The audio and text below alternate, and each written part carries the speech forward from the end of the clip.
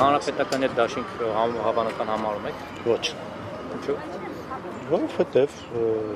դրա իմաստը չկա, նպատակը չկա։ Չէ, միանշանակ ոչ։ Դες մեղադրում են ժողովուրդ, որ Փաշինյանը իշխանությունից փրկվել է, լիվադիների հավաքվելու միասնական լինելու չէ։ Եթե նպատակը մեկն է, Նպատակը մեկն է, բայց նպատակին հասնելը չի նշանակում, որ բոլորը պետք է միավորվեն, այսպես ասած, մեկ նախընտրական ցուցակի մեջ։ Ես չեմ կարծում դա ճիշտ մոտեցում եւ իսկապես տարբեր ազնիվ թեկուզ ընդդիմադիր թիմեր կարող են ունենալ տարբեր մոտեցումներ եւ